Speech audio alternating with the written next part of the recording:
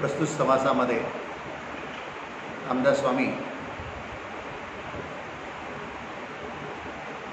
निष्पृह पुरुषाची लक्षणं सांगतात. निष्पृह पुरुष म्हणजे विरक्त पुरुष.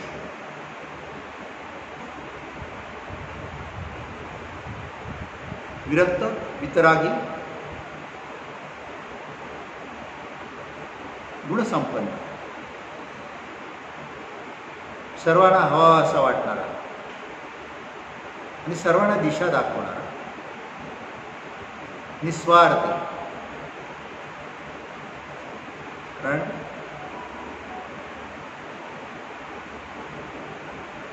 स्वार्थ आला की दुर्बुद्धी आलीच. जिथे स्वार्थ आहे तिथे दुर्बुद्धी आहेच, दुर्वासना आहे, दुराचार आहे. म्हणून सुबुद्धी पाहिजे. देहबुद्धीने जेवढे व्यवहार घडतात ते अज्ञान स्वरूपीच असतात.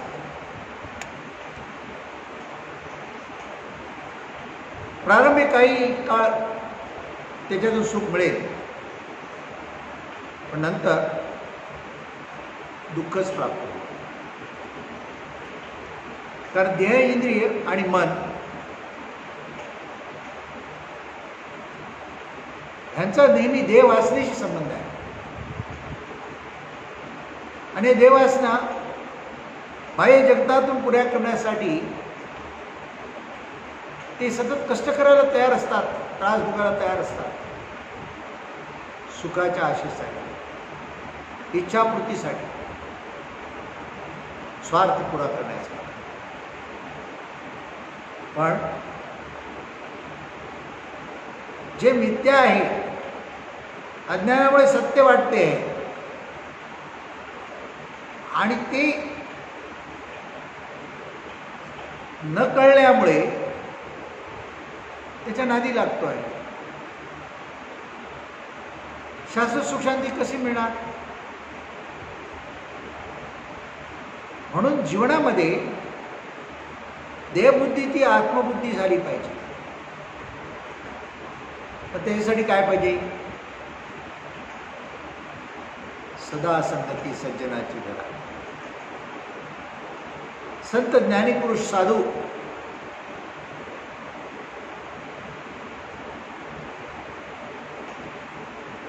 त्यांची संगत धरली पाहिजे, त्यांचा सहवास असला पाहिजे, त्यांच्या ज्ञानबोधाने वागलं पाहिजे. तेव्हा सारासार विवेक होईल.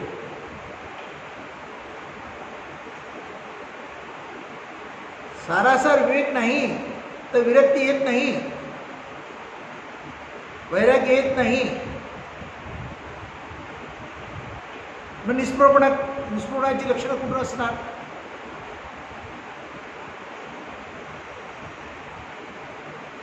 समर्थ रामदास स्वामींचा निष्पृह पुरुष म्हणजे तो समाजाला तारून नेणार आहे. समाजाला जे सत्यनित्य शाश्वत आहे त्याचंही ज्ञान घडवणार आहे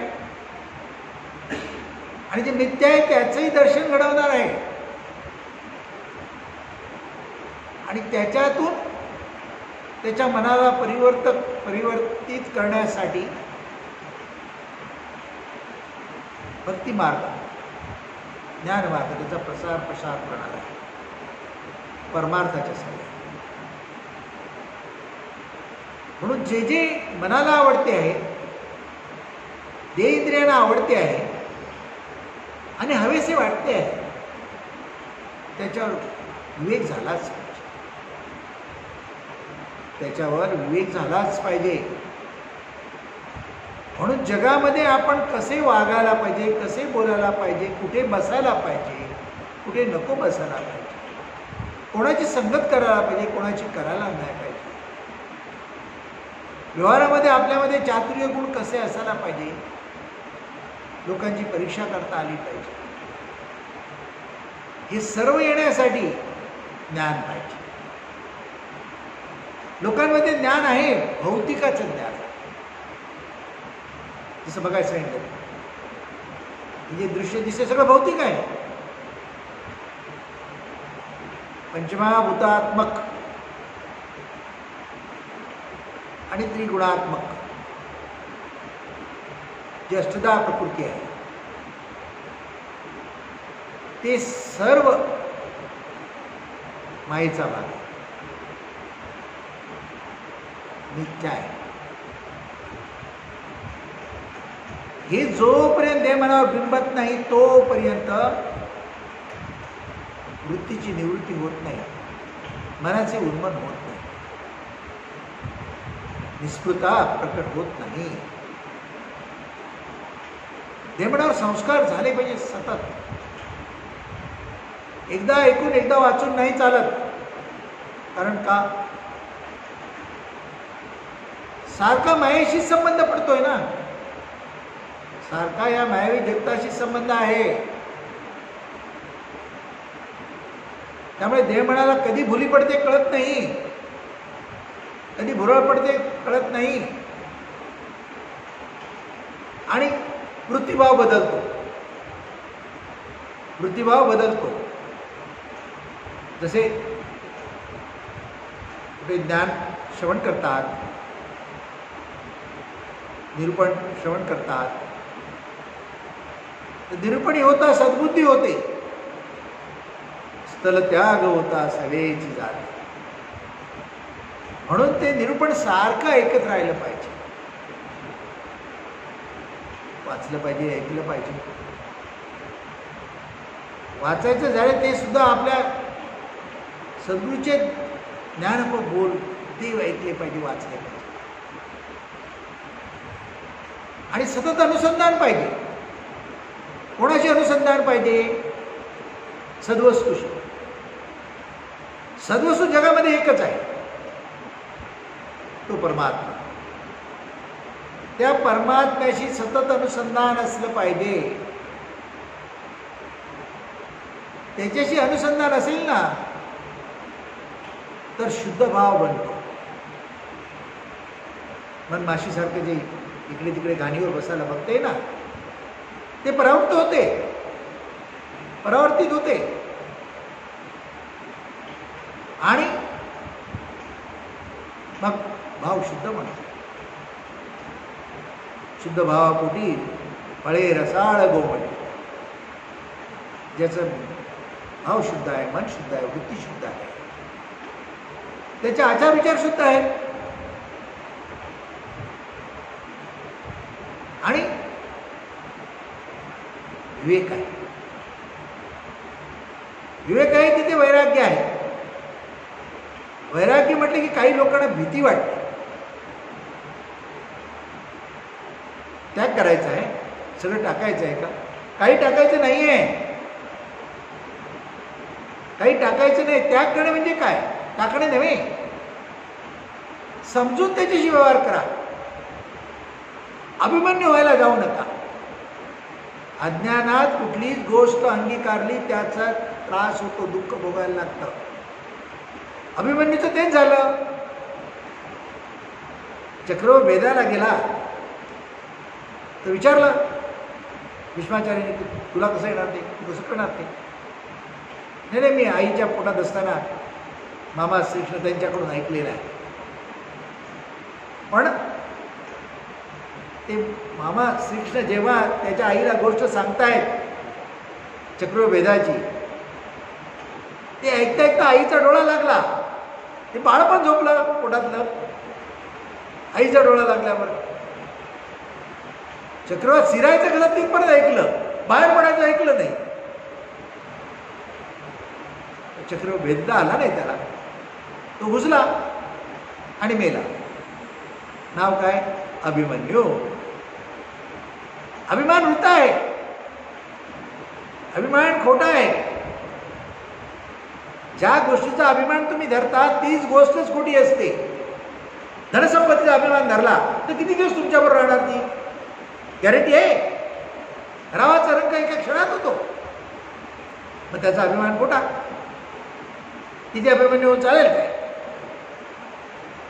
हे जे आहे ते सगळं दृश्यभान आहे आणि येणारं जाणार आहे. मग तुमच्या आयुष्यात काहीही गोष्ट असू दे, या विश्वातील सगळी मायावी आहे, नित्य आहे. तिचा अभिमान नको. तर त्याचा भेद करायचा असेल तर ज्ञान पाहिजे. कसलं ज्ञान पाहिजे? सद्वस्तूचं ज्ञान. सत्य नित्य शाश्वत आहे त्याचं ज्ञान. ते राहते कुठे? सद्वस्तू आहे कुठे? सर्व चराचर भरून उरला. सर्व चराचर भरून उरलेलं आहे ते. मग सर्व चराचरचा भाग मी, माझा देह आहे ना, मग माझ्या देहामध्ये पण आहे ते. माझ्या देहामध्ये आहे ते मला का दिसत नाही? तर संघ जडला आहे. कसला संघ जडला आहे? या मायेचा संघ जडला. या मायेचा संघ जडल्यामुळे जी सद्वस्तू माझ्या आत बसलेली आहे ती मला दिसत नाही. त्या मनाच्या इच्छा, वासना, भावना, कल्पना याचे इतके थर त्याच्यावर जमले की झाकली गेली आहे, गाडली गेली आहे. ह्या सगळ्यांना गाडलं पाहिजे. यांच्यापासून अलिप्त व्हायचं आहे. टाकायचं काही नाही. मनाला पण टाकायला जायचं नाहीये. धनसंपत्ती टाकायला जायची नाहीये. तर अलिप्तता पाहिजे. देणे ईश्वराचे, त्याने दिलेलं आहे. मला फक्त ट्रस्टी नेमलेला आहे. मी विश्वस्त आहे. मला हे सांभाळायला दिलेलं आहे. मला ते सांभाळायचं लायक समजतो. याचा गैरवापर पण करणार नाही आणि गरजेपुरता आहे तेवढं वापरणार. बाकी हवा ठेवणार नाही, स्वार्थ ठेवणार. म्हणून निस्पृहाच्या ठिकाणी निस्वार्थीपणा पाहिजे. मग तो काय? आनंद रूप आहे. आनंद रूप आहे. ज्ञान जिथे आहे तिथे आनंदच आहे. भगवंताचं स्वरूप ज्ञानमय आहे आणि ज्ञानमय आहे म्हणून तो आनंदमय आहे. आनंदाचा कंद हा देवकी नंदन वाहिला. कंसभयाने, वसुदेवाने देवकी नंदन वाहिला. त्या यशोदेकडे नेऊन ठेवला. का ठेवला? कंसाच्या भयने. कंस मामा म्हणजे काय? अज्ञान. अज्ञान. अर्थ एखादा लिहिलं तर अर्थ कळण्यासाठी कंसात टाकतात. कंस बाहेर काढला तर, कंस बाजूला केला तर सरळ धोपट आहे. म्हणजे कंसाला हटवायचं होतं म्हणून तो तिकडे गेला होता. जन्म तिकडे घेतला. त्याचा ज्ञान होता तो. त्याला तो आनंद द्यायचा होता. सगळ्या मुक्त करायचा होता.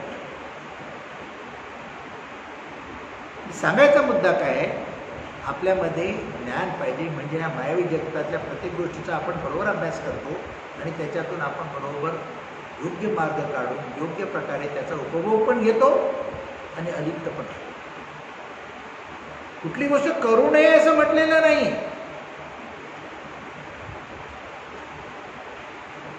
देहाचे भोग आहेत ते भोगू नये असं म्हटलेलं नाही. मर्यादेत राहून भोगायचे, विवेक करून भोगायचे.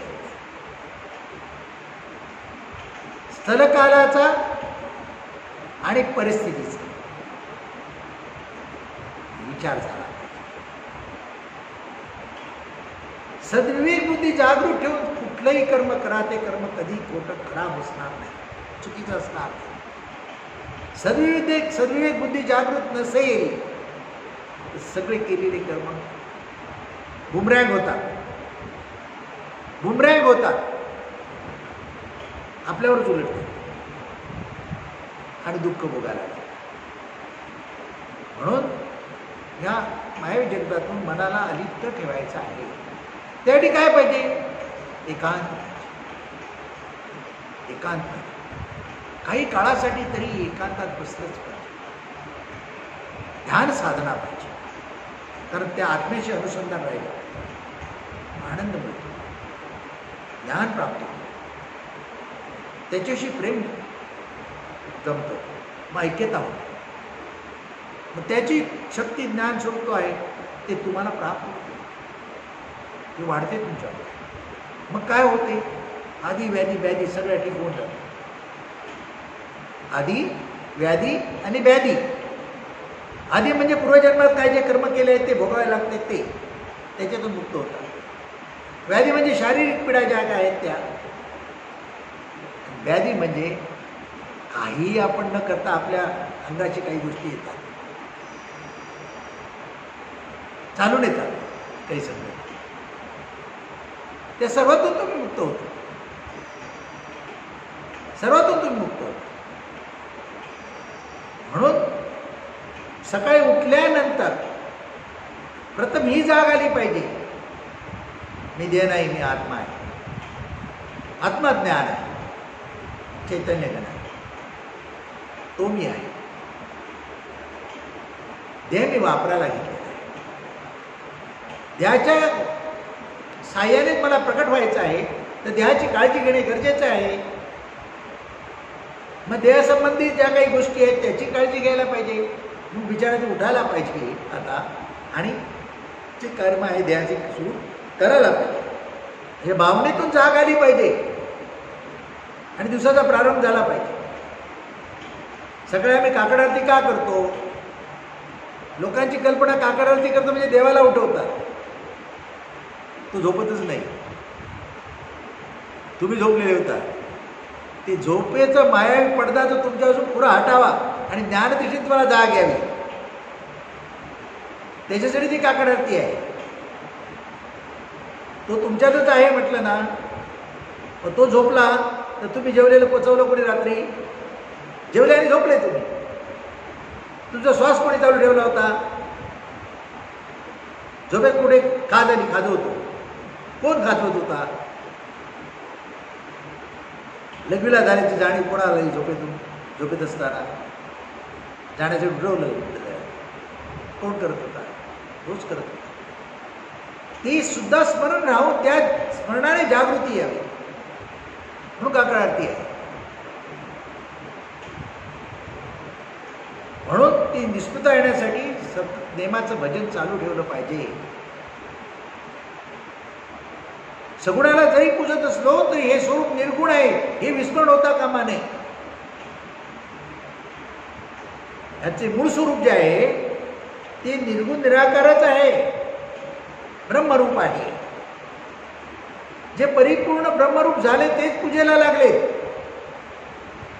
बाकी आले आणि गेले. सोंगडोंग करणाऱ्यांची कुठे नाव निशाणी पण राहत नाही. काही काळ कीर्तीला पोचतात, कीर्ती असते. या मायेमध्ये खूप सिद्धी आहे, खूप भक्ती करता करता सिद्धी पण प्राप्त होतात. सिद्धी प्राप्त झाली की एखाद्याला खूप आनंद होतो आणि त्या सिद्धीमध्ये अडकतो.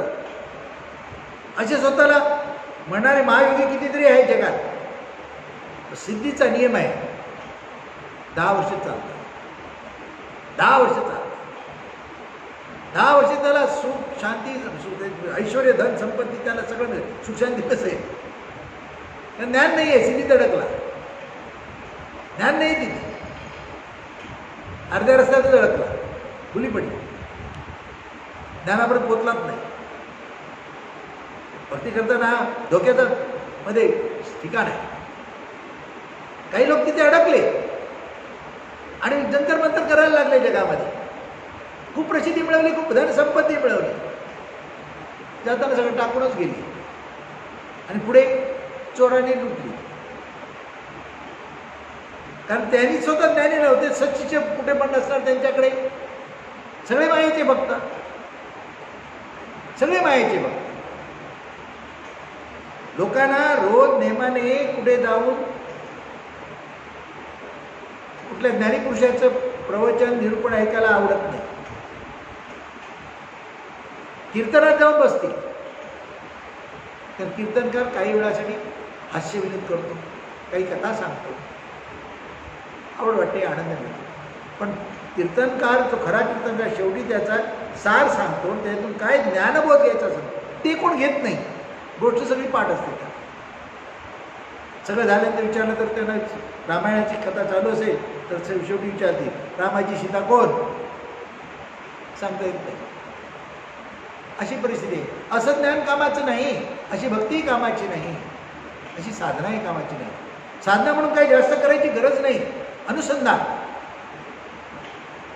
तो माझ्यात हा विश्वास अखंडपणे, आणि जो आपल्याला गुरुमंत्र हे महावाक्य आहे, परवलीचा शब्द आहे, त्याचं स्मरण सतत.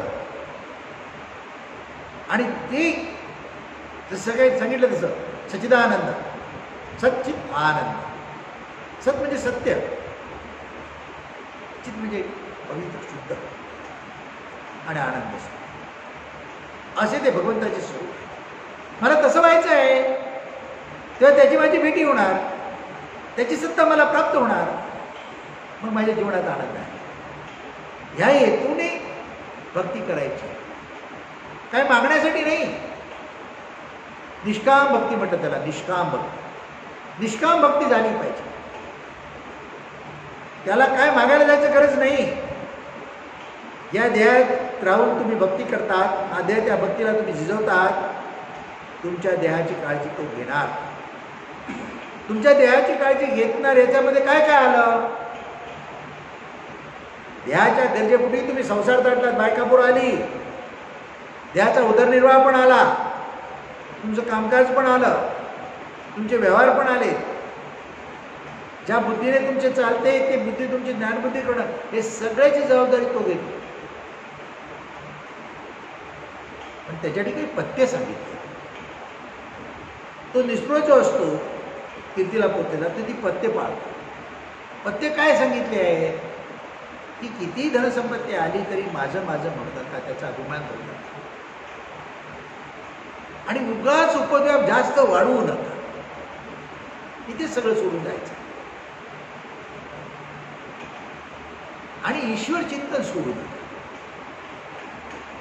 मी कोण आहे, म्हणजे मी आत्मा आहे, मी देह नाही, ह्याचं विस्मरण व्हायला देऊ नका. आणि ती शुद्ध पण तसंच राहायला पाहिजे, तेव्हा ते तुम्हाला अनुभव येत राहील, प्रचिती येईल.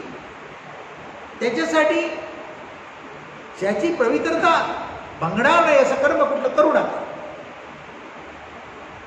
मग स्वार्थ नको, लोभ नको, मोह नको, काम नको, क्रोध नको, हे सगळ्याचा त्याग करतात. वासना सगळ्यात मोठी शत्रू आहे. काम, वासना सगळ्यात मोठी शत्रू.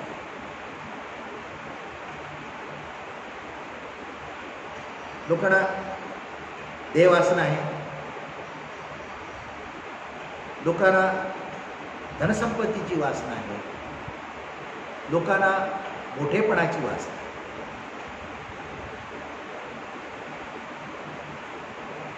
जगातलं उत्तम जे आहे ते मला पाहिजे अशी वासना आहे. जगातलं उत्तम कोण ठरवणार? काय, कुठली गोष्ट उत्तम आहे जगामध्ये?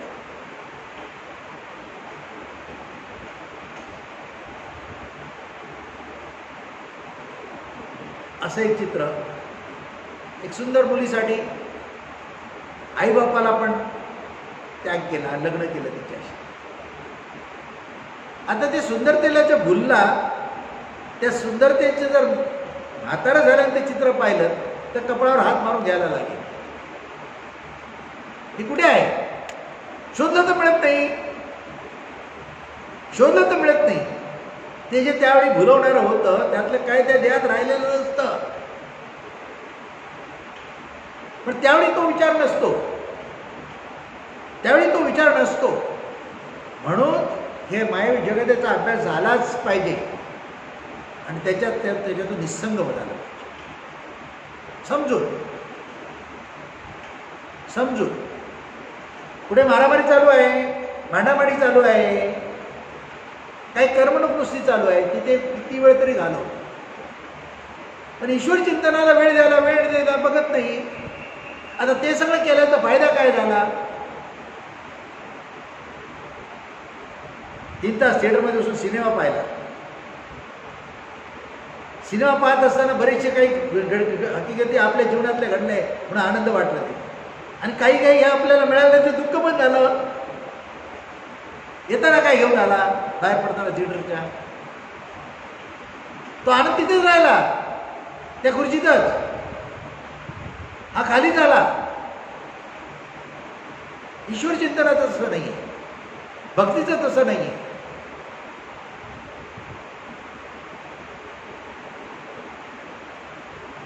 हा कल्पतरू आहे, कामधेनू आहे. परमात्मा सद्गुरू कामधेनू आहे, तुमची जी जी इच्छा असेल ती पुरी करणार.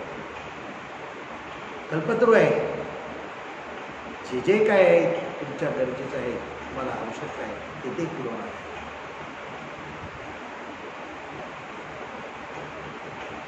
कल्पतरूच्या खाली बसला आहे आणि चिंता करतो आहे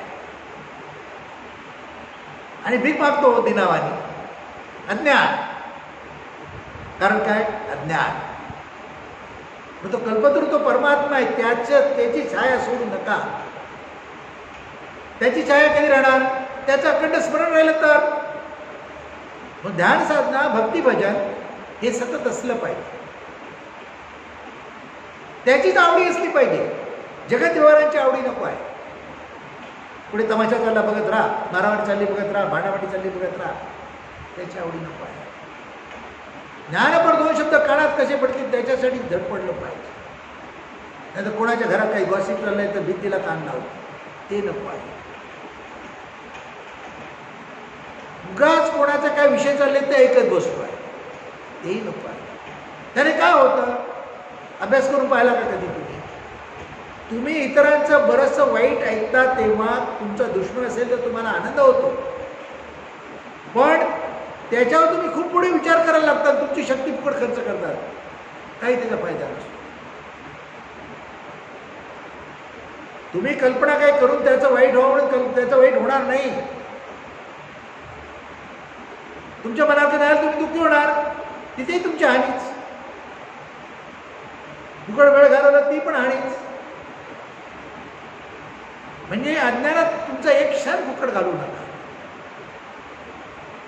आणि ज्याच्यातून तुम्हाला शाश्वत आनंद मिळणार नाही, अशासाठी फुकट वेळ घालू नका, त्याच्या मागे लागू नका. जे शाश्वत सुख देणार आहे, आनंदमय आहे, शाश्वत आहे, त्याचा अट्टहास धरा. बाकीच्या प्रपंचाच्या जबाबदाऱ्या आहेत. देह धारण केला तर देहाची नातीगोती सांभाळावी लागतात. पण ह्या सगळ्या विचाराने तुम्ही असाल ज्ञानदृष्टी, सत्संगामध्ये, सद्वृत्तीमध्ये, आत्मबुद्धी, तर तुमचा प्रपंचामध्ये तुमची ज्ञानदृष्टी बरोबर चालणार, सगळे व्यवहार बरोबर होणार. मनोभाव शुद्ध असला पाहिजे. काही वेळा एखादी लहान मुलं असतात तर तुम्ही रागाने खूप त्यांना ओरडून एखादी गोष्ट करू नको सांगितलं ते तुमच्यासमोर करत नाही, भीती तुमची पाठ पडली की ते करतात. मग ओरडून रागून सांगितलं तर त्याच्यात काही इम्प्लिमेंट होत नाही, त्याच्यातून काही आउटपुट चांगलं निघत नाही. परंतु तेच जर शांतपणे सांगितलं, समजून सांगितलं तर ठीक आहे. पण कधी कधी ज्ञानीपुरुष पण राग करतात, त्याला वृथा राग म्हणतात. वृथा, उगाच नाटक केल्यासारखं, ते सुद्धा सगळ्यांना समजत नाही, अज्ञान. ज्ञानीपुरुषाची समजत धरली तर तो जे काय सांगतोय ते माझ्या भल्यासाठी सांगतोय हा विश्वास नाही, बस. त्याचा कुठलाही शब्द हलक्यात घ्यायचा नाही, साधेपणाने नाही घ्यायचा, तो असा घट्ट पकडून ठेवायचा आणि त्याच्यासाठी मला जगायचा असा विषय केला पाहिजे. म्हणजे द्याच्या सुखासाठी जास्त देह झिजू नका. गरजेच्या गोष्टी आहेत त्याच्यासाठी जरूर कष्ट करा आणि भक्ती मार्गाने मात्र देह जरूर झिजवा. त्याच्यातून जे निगेन मिळेल तुम्हाला ते तुम्हाला अमरत्व देईलच आणि शाश्वत सुशांती देईल. ऐश्वर धनसंपत्ती त्याचं कधी कमी होणार नाही. म्हणून आपण जीवन जगत असताना जीवनाकडे पाहण्याचा दृष्टिकोन आपला बदलता आला पाहिजे. सर्व काही ज्ञानदृष्टीने पहा. प्रत्येक गोष्ट तपासूनच करा.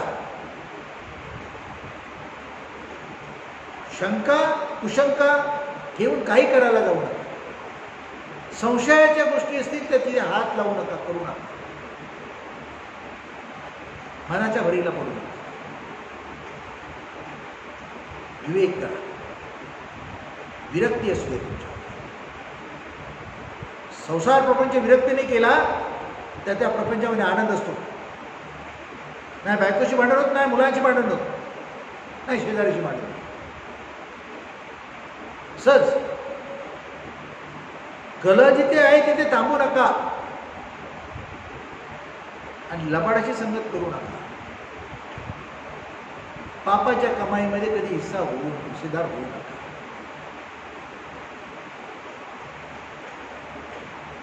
दुसऱ्याचे उपकार शक्यतो घेऊ नका. घेतले तर परतफेडीची जाणीव ठेवा. नाही ते कर्ज आहे, पुढच्या जन्मी गुलामी करून ते फेडायला लागतं. म्हणून जितकं स्वावलंबी म्हणता येईल तेवढंच करावं. म्हणजे आपली चटई बघून तेवढेच पाय पसतात. चटईची लांबी वाढली आपल्या हात तर तेवढे लांब पाय करावेत. नाही त्याच्यामध्ये त्याच्यातच दिवस काढावे, काही होत नाही. आनंद आहे. उसनं आणून काय करायला जाऊ नका. दुसऱ्याच्या मोठेपणाने विश्वास ठेवून त्या मोठेपणात तुम्ही मला मिळणार अशी कल्पना कधी करू नका. मायावी जगत आहे. आज तुमचा मित्र असेल, उद्या दुश्मन आहे. जगात पहा. हे कशाला? बालपणी तुमचे जे मित्र होते, प्राथमिक शाळेत तुम्ही जात होता ते तुमचे उच्च शिक्षणाला गेल्यानंतर तिथे नव्हते, विद्यालयात गेल्यानंतर ते नव्हते, दुसरेच मित्र होते. कार्यालयात तुमचे जे मित्र असतील ते तुम्ही रिटायर्ड झाले, निवृत्त झाले की तुमचे मित्र नसतात. मग सिनियर सिटीजन बनले, रस्त्यात चालत जाणारे, मॉर्निंग वॉकिंगला जाणारे, असे मित्र होतात. काय खरं आहे ते? काय खरं आहे? मैत्री करायची एकाशीच करा. त्या परमाधी तिथे दगापटका होत नाही. तिथे दगापटका होत नाही.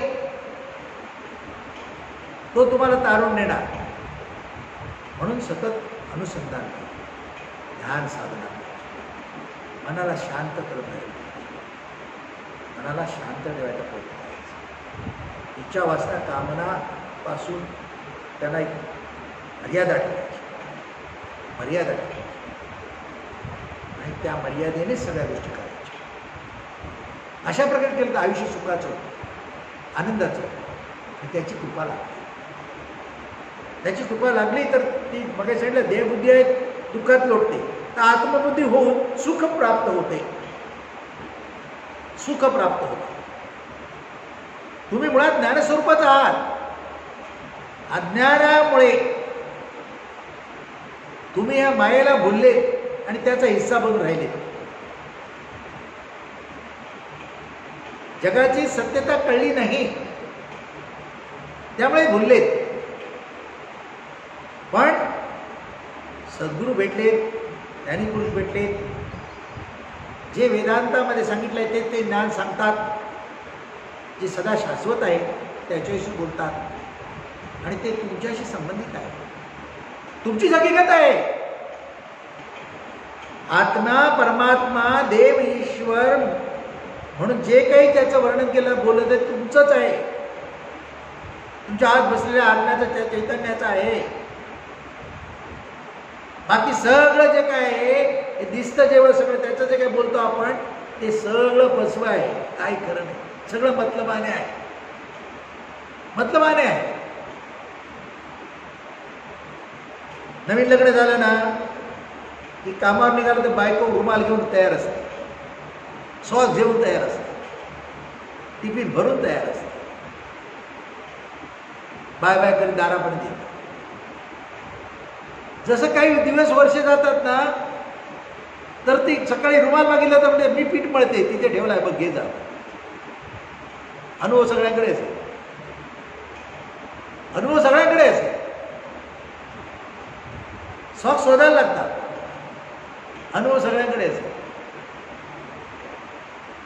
सगळी माया आहे, काही नाही, काही खरं नाही. ज्ञानदृष्टीने पहा त्याच्याकडे, ज्ञानदृष्टीने व्यवहार करा, बस सुख आहे, शांती आहे, समाधान आहे. ज्ञानातच सर्व काही आहे. ज्ञान ईश्वर आहे, ज्ञान आनंद आहे, ज्ञान तुम्ही स्वतः आहात. म्हणून निसर्गदत्त काय म्हणाले, निसर्गदत्त महाराज काय म्हणाले, तुझ्या ठिकाणी जी जाणती जाणीव आहे, ती जाणती जाणीव, त्या जाणीवेचा जाणता तू आहेस आणि त्याच्याशिवाय दुसरा ईश्वर देव जगात नाही. तुझ्या आत्मज्ञाना वेगळा अन्य कोणी देव ईश्वर नाही. ईश्वराचं स्वरूपच मुळात ज्ञान आहे, आनंद आहे. म्हणून जगाकडे पाहताना दृष्टिकोन बदली करायचा आहे, बाकी काही करायचं नाही आहे. काही जास्त माताकुडी करायची गरज नाही आहे. उगाच संभ्रमात अडकायचं नाही. उगाच आपण बऱ्याचशा गोष्टीमध्ये उगाच अडकतो, कारणाशिवाय अडकतो आणि मग त्याच्यावर विचार करायला लागतो, खूप विचार करतो. मन स्वस्थ बसायला देत नाही म्हणून उपद्व्याप होतात. सकाळी उठलात, काय काम नसेल, सुट्टी असेल, काय काम नसेल, थोडा रिकाम बसला तर आठवेल कोणाला तरी फोन करायचं वाटलं, त्याची चौकशी करूया, खूप दिवस केली नाही, काय गरज नाही, करतो. मग तिकडून काहीतरी बरी वाईट बातमी मिळते, नाही तुला आमका काय बोलला तर तमका काहीतरी बोला अशी बातमी काहीतरी लावा लागली, त्याच्याविषयी विचार करत बसतो. दुःखी होतो, शांत होता, समाधानी होता. बातमी मिळवण्याच्या मागे लागू नको ना, चौकशा करायच्या मागे लागू नको ना, उठाठेव्या करायची बंद करा. जास्त चौकशा नकोच, जास्त चौकशा नकोच. शेजाऱ्याच्या मुलाकडे पाहताना त्या हृदयाला सगळ्या जगाकडे पहा. शेजाऱ्याच्या मुलाला लागलं, पडला, तुम्ही पाहिलं तर तुम्ही जरूर धावत जाता, पण त्याच्याशी बोलायची भाषा, आणि तुमचा मुलगा पडला असेल त्यावेळी बोलायची भाषा आणि त्याच्याविषयी असणारी चिंता आणि त्याच्याविषयी चिंता, फरक असतो की नाही. मग माझे म्हटले तिथे अडकला तो फसला. मी खोटा, माझे खोटे.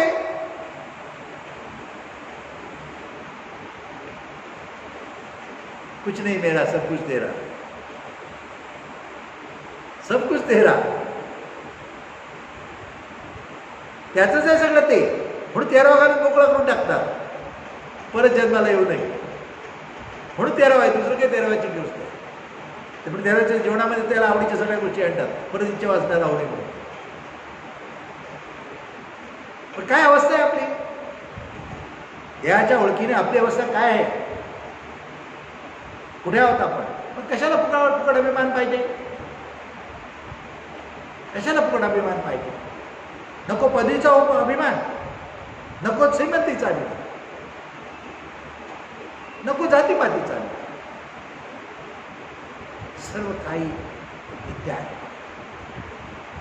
माया आहे. सत्य एकच आहे, तुमचे निज स्वरूप, जो आत्मा परमात्मा ईश्वर आहे, तो तुमच्या आतच आहे. तुमचा देह त्याचा मंदिर आहे, त्याचं मंदिर आहे. त्या मंदिराला खराब व्हायला देऊ नका, त्याचं पवित्र खराब व्हायला देऊ नका. मग तुमच्या आतला तो परमात्मा सदैव तुमच्या आत असल्याची तुम्हाला प्रचिती येत आहे. त्या जाणीवेतच तुम्ही राहाल, निज स्वरूपाची जाणीव. आणि जे ज्ञान सद्गुरू सांगतात ते तुमची हकीकत तेवढ्यासाठी मिळालं. बोलणारा आपली हकीकत सांगतो, आणि ऐकणारा आपली हकीकत ऐकतो. हकीकत कोणाची आहे? परब्रह्माची आहे. परब्रह्म दुसरा तिसरा कोण नाही. आत्मा, चैतन्य, ईश्वर, देव दुसरा तिसरा कोणी नाही. ऐकणारा आणि बोलणारा दोघे एकच, वेगळे नाहीत.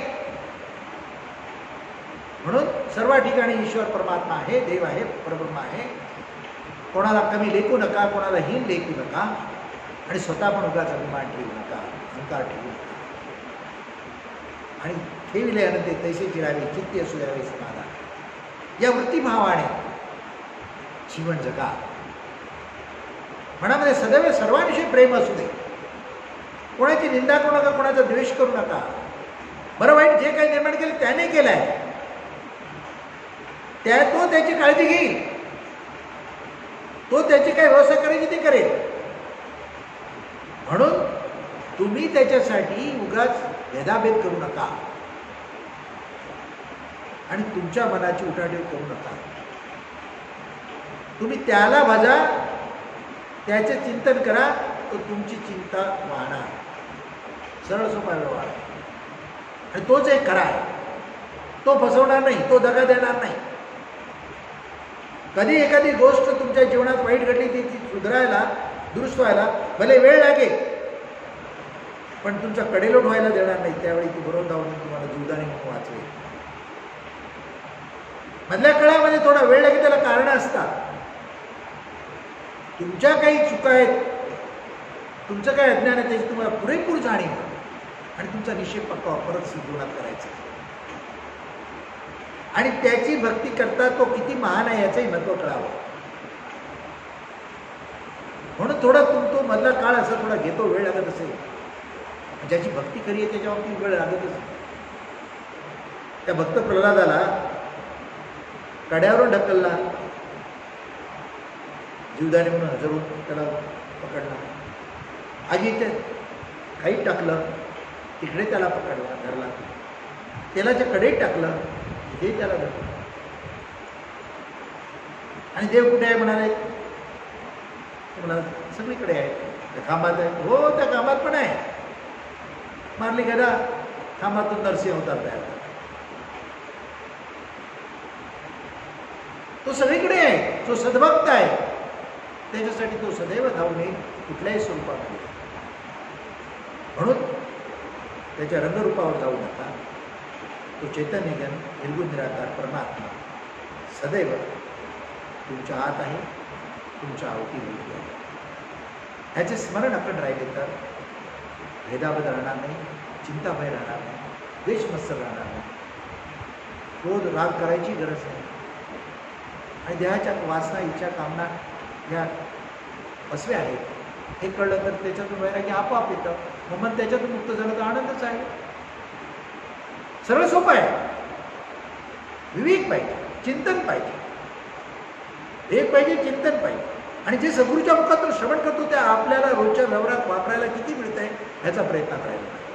मग तुम्ही त्या देवासारखे होता. तर तुमच्या ठिकाणी असं निजरूप ते परमात्मा स्वरूप तुम्हाला असल्याचे तुमच्यात असले तुम्हाला प्रचिती येते आणि मग तुम्ही मुक्तीचा आनंद भोगता. खऱ्या जीवनामध्ये समाधान, शांती, सुख, ऐश्वर सगळं काही मिळतं आणि मोक्षमुक्ती पण. राजा देवास